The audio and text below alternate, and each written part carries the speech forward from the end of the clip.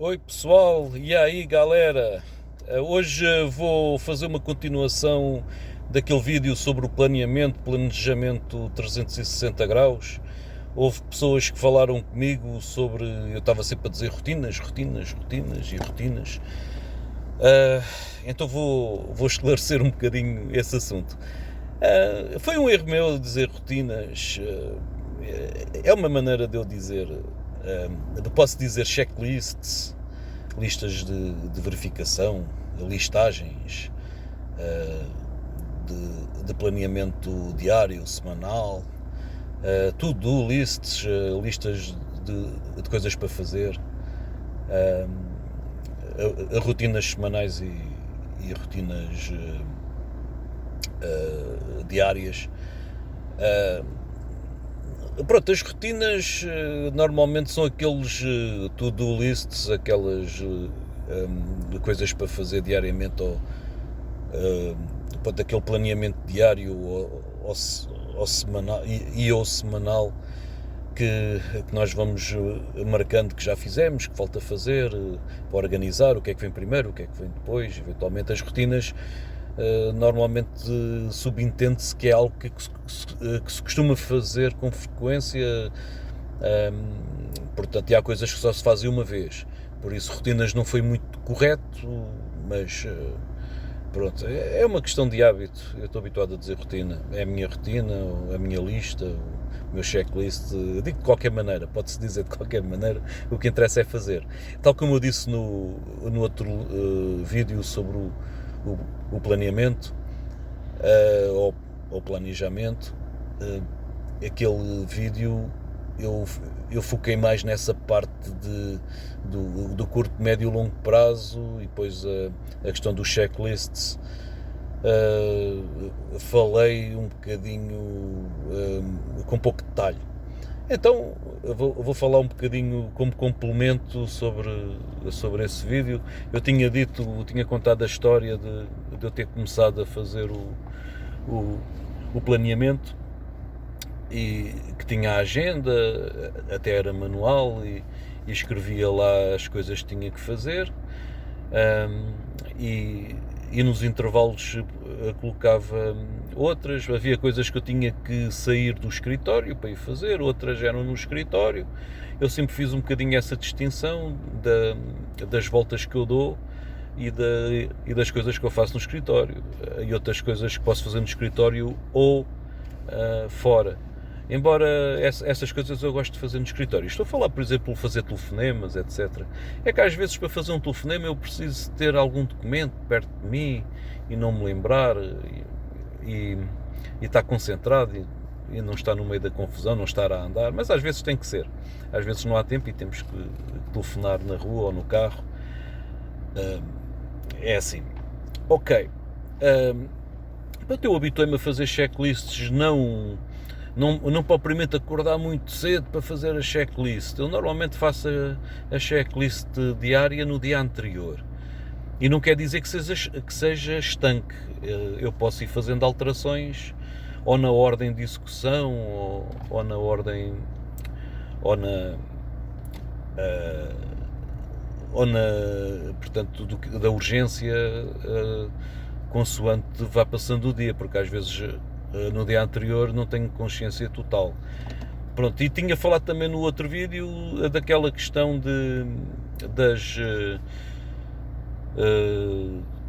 dos livros que eu li na bomba de gasolina, no posto de gasolina. Eu li uns livros, um deles era eu continuo sem me lembrar bem dos nomes dos livros, mas era algo do género O Que Mexeu o Meu Queijo, que é o mais conhecido de todos. E havia lá um que acho que era o Sim e Não, havia um que era o Trevo,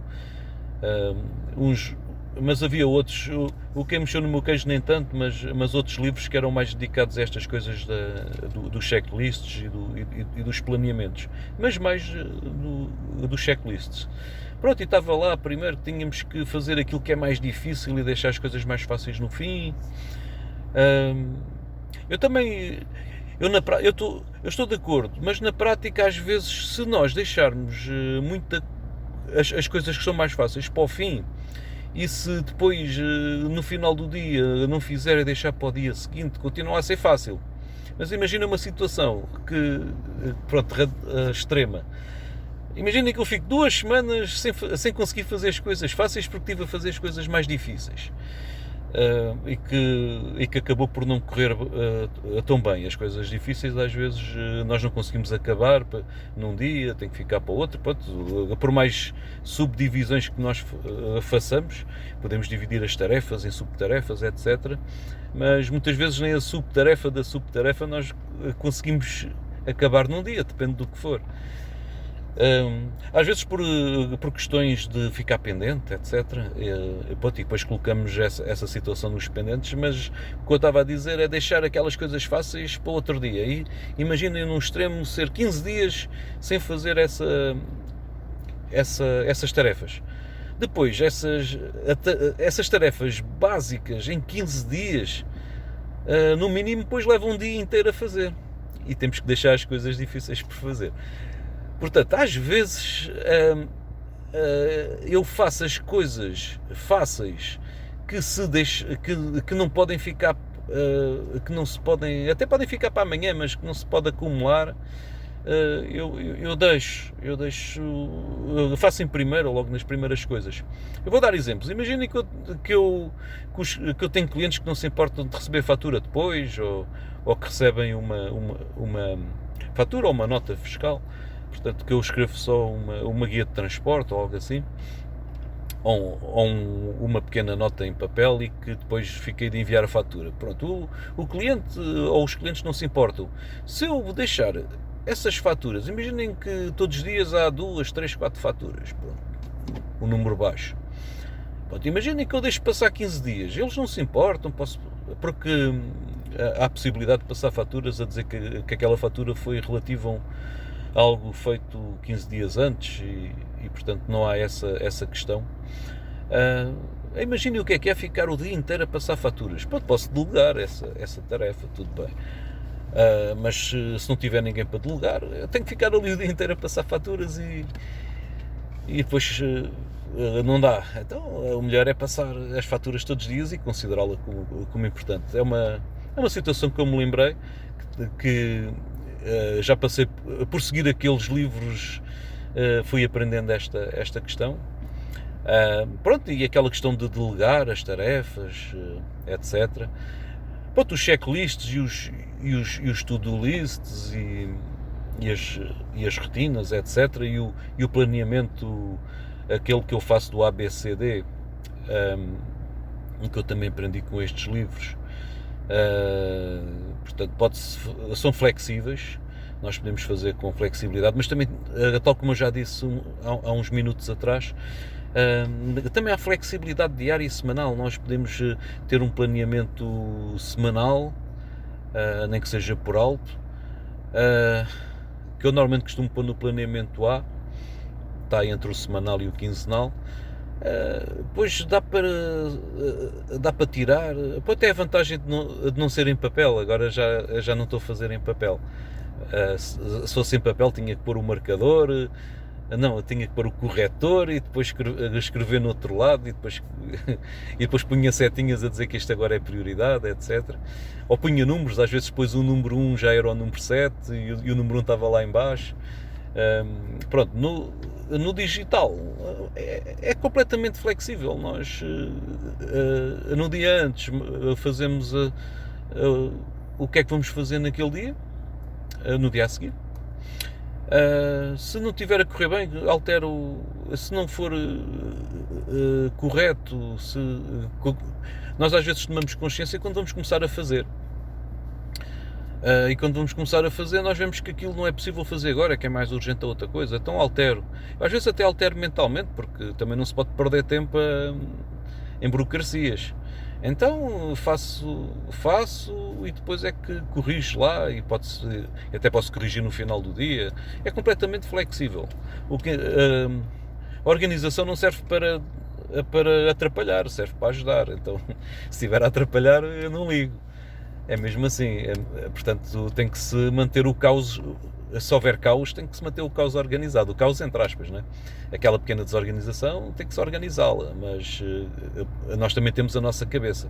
Esta organização em formato digital ou em papel serve para não nos esquecermos, portanto planeamento A, B, C, D, portanto quem não tiver a par eu falo com mais detalhe no vídeo sobre esse assunto, planejamento 360 graus, planeamento, planear, o título passa por aí.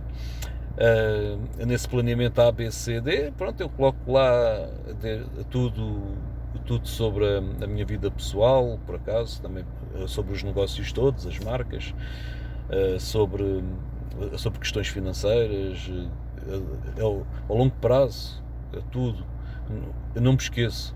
Eu às vezes começo a ver do fim para o princípio e vou ajustando o planeamento, ajusto as delegações. Às vezes nós pensamos que vamos fazer, mas depois acabamos por delegar. É a tal flexibilidade. E os 360 graus também tem a ver com os checklists. Portanto, nós damos uma revisão 360 graus quando temos tempo, por exemplo, à noite. Portanto, na minha opinião, o dia é para ganhar dinheiro, ou para vender, ou para fazer estratégias que façam crescer, para plantar sementes, para criar ativos, para vendas, o que for, e a parte de diversão, de família, embora a família também possa ser ao almoço, ou se tivermos que resolver algum assunto, ou se for importante, claro que devemos pôr a família em primeiro lugar, mas se for possível nós aproveitamos o tempo todo para vender, criar sementes. Eu digo criar sementes por exemplo, coisas para renda passiva. Por exemplo, eu ao gravar este vídeo pode ser uma semente, nunca se sabe, estou a lançar sementes. A questão de criar ativos, pode ser comprar propriedades ou criar ativos digitais, ou situações assim. Tudo nas horas onde estamos mais dinâmicos e com mais energia. E depois naquelas horas, lá mais ao final do dia, podemos dedicar à família com tempo de qualidade, podemos dedicar a ler um livro, e depois a questão do planeamento, e nessa altura do planeamento pode ter outras coisas, nós podemos fazer outras coisas na altura menos produtiva. Podemos ir jantar fora, podemos ir ao cinema, ver um jogo de futebol. Por acaso ontem estive a assistir um jogo de futebol. Seja o que for. Mas uma das coisas pode ser a nível do planeamento. Eu não costumo usar a planear durante o dia, ativo, em que eu estou mais ativo. Isso não, é lá mais para a noite.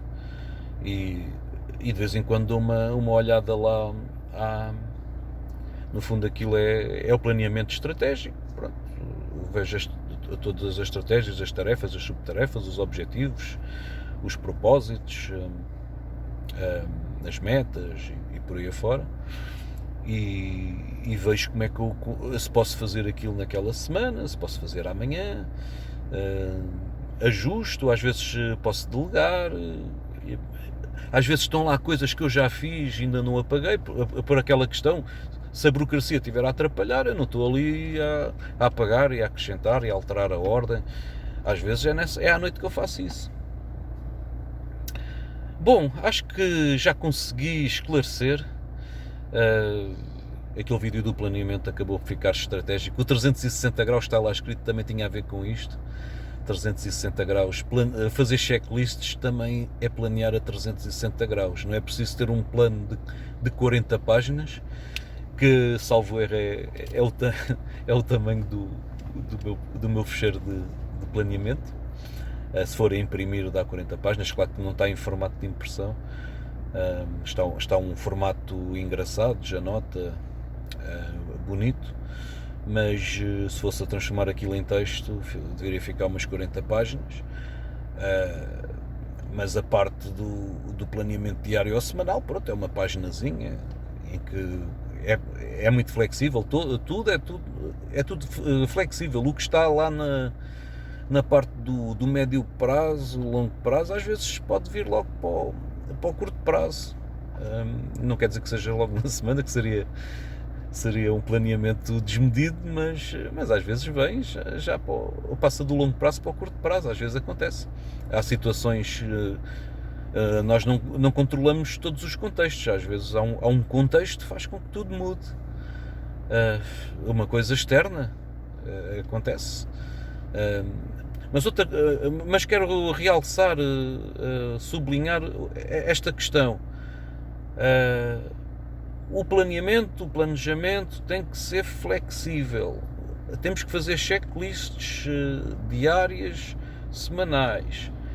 O planeamento mensal acaba por ser um bocadinho o curto prazo, embora o curto prazo também possa ser vários meses ou em um ano. Nós podemos olhar para o ano todo, em vez de olhar para o mês todo, olhar para o ano todo e pensar o que é que faz sentido fazer na próxima semana. Pronto, isso depois depende de cada um. Eu, por acaso, não faço o planeamento mensal, faço anual. Eu tenho as rotinas mensais. Há coisas que são rotinas mensais, mas eu não quer dizer que tenha que ser toda a gente. Mensal só rotinas. O planeamento ou é diário, semanal, o semanal depois transforma-se em diário, ou anual. Mensal é rotinas, por exemplo, pagamentos, pronto, se for a pagar salários, há várias coisas que se fazem mensalmente. Por exemplo, também posso fazer manutenções de alguma coisa mensalmente. Essas coisas eu posso fazer, sincronizações manuais, posso fazer muita coisa mensalmente. Depois decido quando é que eu faço. Bom, e despeço-me e até à próxima, até ao próximo vídeo.